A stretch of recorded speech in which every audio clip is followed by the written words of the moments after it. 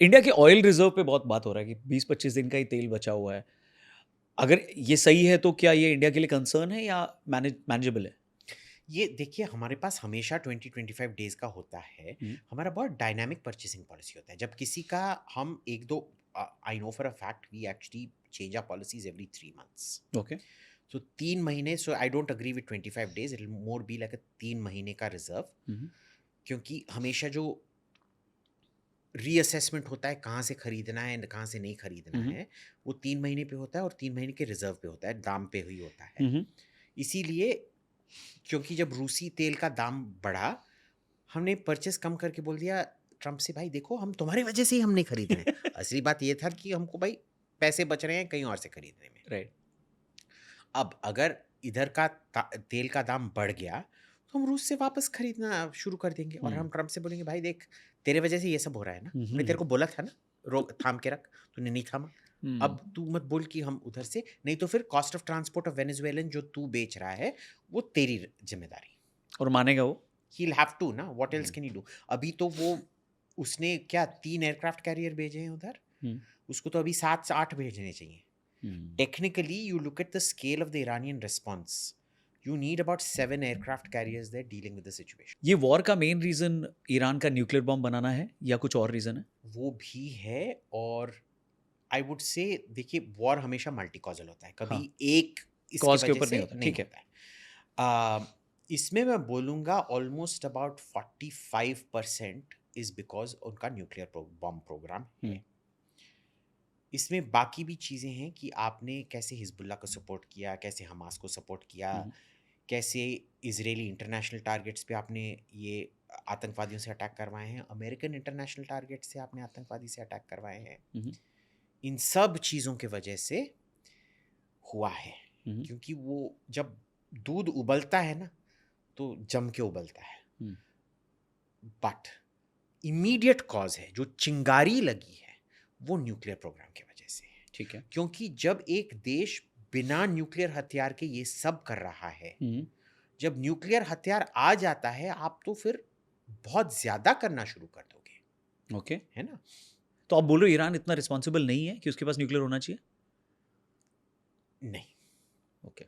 Iran is not a responsible क्योंकि country. एक पाकिस्तान के पास अगर है न्यूक्लियर बॉम्ब और ईरान के पास आता है तो आप कह रहे हो कि पाकिस्तान से भी ज़्यादा इर्रेस्पॉन्सिबल ईरान है?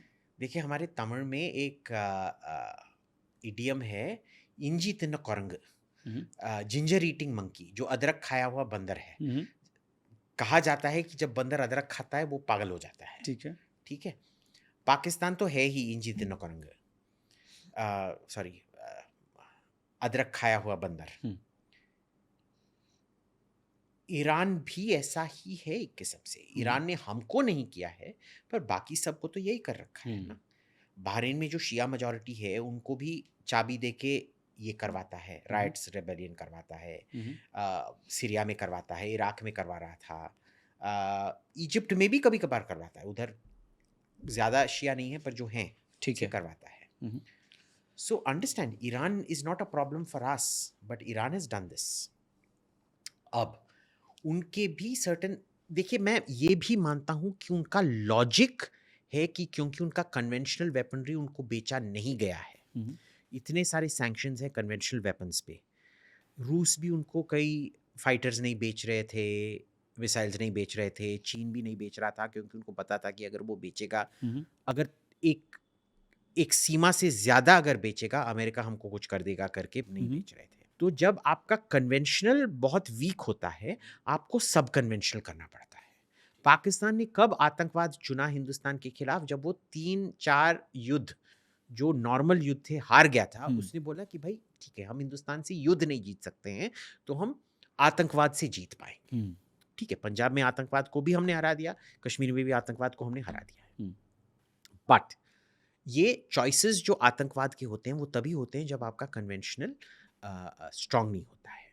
बट प्रॉब्लम क्या होता है कि जब आप बस कन्वेंशनल इससे आप जब आतंकवाद करते हैं तो हिंदुस्तान उसका रिटेलिएशन कन्वेंशनली करता है और बहुत जम के करता है, जैसे बालाकोट में किया था और अब हुँ, सिंदूर में किया था। इसको रोकने के लिए आपको फिर परमाणु हथियार की जरूरत पड़ती है हुँ, क्योंकि उसके बाद आप पे हमला नहीं हो सकता। वैसे ये रूल को हिंदुस्तान ने तो तोड़ा ही है, हम्म, बालाकोट के टाइम भी और सिंदूर के टाइम भी। पर वेस्ट में ये जो डिटरेंस का जो न्यूक्लियर डिटरेंस का जो एक वहम है, वो एक किस्म से वहम ही है। हम्म, यानी कि आप 100 रुपए का नोट देखोगे, उसका एक्चुअल वैल्यू 20 पैसे भी नहीं होगा एक हम्म, नोट को छपाने के लिए, पर आप मानते हो कि उसका 100 रुपए का वैल्यू है। करेक्ट, वैसे ही न्यूक्लियर डिटरेंस का एक वहम है। वहम है, हाँ। हमने हिंदुस्तान में उसको तोड़ के रखा है, पर वेस्ट, चाइना, रशिया में एक इंटरेस्ट है कि उस वहम को ना तोड़ा जाए। हम्म, तो सब उसी रूल्स के तहत फिर वो ऑपरेट करते हैं उस वहम को कायम रखने के लिए। Hmm, and that is why I would say I can understand क्यों ईरान आतंकवाद अपनाया, बट मैं मानूंगा जो हुआ है वो शायद आतंकवाद से ज्यादा, और उसका जो चिंगारी है वो न्यूक्लियर है। न्यूक्लियर, और जब भी ईरान ने कोई भी डील साइन किया है, वो उस पे हमेशा चीटिंग करते ही रहता है। हम्म, अनडिक्लेयर्ड फैसिलिटीज, अनडिक्लेयर्ड एनरिचमेंट करते ही बिना शर्म के करते रहता है वो। हम्म, तो जब देखिए, अगर एक बंदा झूठ बोले जाए बोले जाए बोले जाए, आप उसके फिर वचन पे तो आप भरोसा बिलीव नहीं नहीं कर करेंगे, सकते। Correct, correct. ईरान में अभी मेन आदमी कौन है जो जिंदा भी है और वो डिसीजन भी ले रहा है, कोई आइडिया इसका? No idea. हमको बस ये पता है कि पेजेश्कियान जो राष्ट्रपति है वो नहीं है। नहीं मतलब, एज इन उसका, he is not the main guy, he is not calling the shots. वो ओके, तो हमेशा से वो एक किस्म से हमेशा मुखौटा ही था। उसके कोई पावर्स हैं, पर वो एक किस्म से मुखौटा ही है। शाहबाज शरीफ की तरह। हाँ, शहबाज शरीफ की तरह। Exactly, exactly, that is exactly what he. असली पावर उधर आसिम मुनीर के पास है। जो आसिम मुनीर पाकिस्तान के लिए हैं, वो आयतुल्लाह खमेनी ईरान के ईरान लिए। के लिए थे।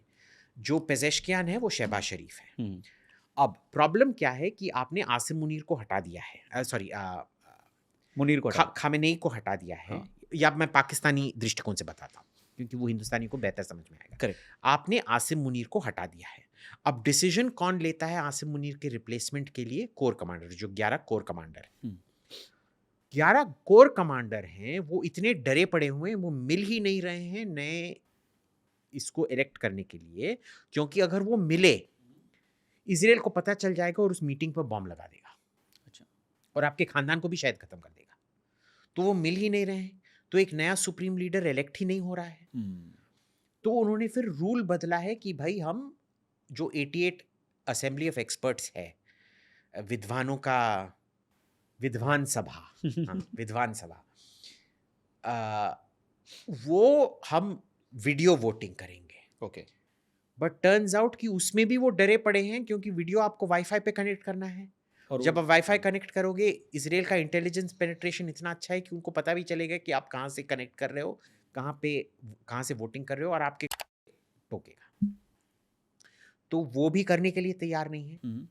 और अभी एक ट्राइफेक्टा बना रखा है, जो उनके जो चीफ जस्टिस हैं, वो उनके जो विद्वान सभा, उनके जो उप उप उप या उप उप वाइस अध्यक्ष, उपाध्यक्ष। वो, और पेजेश्कियान का। पर इन तीनों के बीच में किसके पास पावर है, ये तीनों खुद नहीं जानते, क्योंकि उन्होंने कभी भी एक ऐसा सिचुएशन नहीं पैदा किया है जहां वो खामेनेई सुप्रीम लीडर नहीं थे, ठीक है।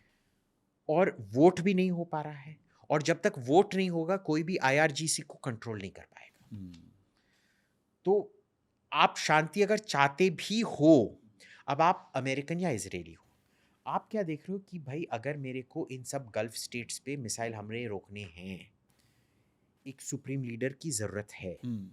पर अगर मैंने सुप्रीम लीडर का इलेक्शन अलाउ किया, राइट, तो वो हमारे पर भी हमला कर देंगे कोई डर्टी बॉम्ब से। डर्टी बॉम्ब माने आप न्यूक्लियर नहीं बना पाए, पर जो न्यूक्लियर वेस्ट है उसको डर्टी बॉम्ब बना के हम पे फेंक दिया। और उनका ये भी असेसमेंट है कि इस बार जो सुप्रीम लीडर बनेगा, वो बहुत ही एक कट्टरपंथी सुप्रीम लीडर बनेगा।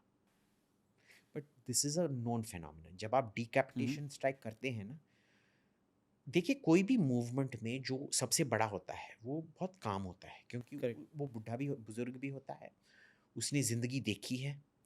और जो मिडिल लेवल होता है ना, वो सबसे ज़्यादा वो फंडामेंटलिस्ट होता है, क्योंकि वो कर्नल और नीचे लेवल पे, क्योंकि उसमें वो यूथ की जोश होती है और कमांड रिस्पॉन्सिबिलिटी का नयापन।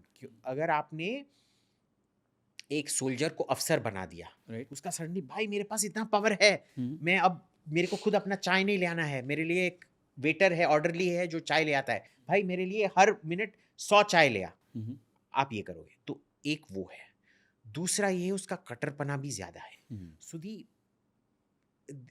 You know the toxicity of power, sudden power combined with fundamentalism. fundamentalism, very dangerous Very dangerous. combination. और आपको लगता है वो बंदा आइडेंटिफाई किया होगा उन्होंने, क्योंकि यूएस में एक टर्म है डेजिग्नेटेड सर्वाइवर। यूएस में एक टर्म है डेजिग्नेटेड सर्वाइवर। I'm sure इधर एक designated leadership chain था, पर किसी को बताया नहीं गया था, क्योंकि उनको पता नहीं था कि कौन इजराइल का स्पाई है, कौन इजराइल का स्पाई नहीं है। तो कि अगर वो designated survivor, designated chain of command अगर किसी को बताते, वो सीधे इजराइल को, they were literally handing the intelligence over to Israel. So यही होता है, this is the genius of Israeli intelligence penetration, कि आप खुद अपने परछाई को भी आप ट्रस्ट नहीं कर सकते, कि आपका परछाई ही एक इजरायली स्पाई होगा। तो उनके पास रिडंडेंसी था, एक किस्म से जो IRGC का जो रिडंडेंसी मैंने डिस्क्राइब किया वो तो हो गया, वो तो हो गया। पर जो लीडरशिप का जो रिडंडेंसी था वो एकदम स्थगित हो गया।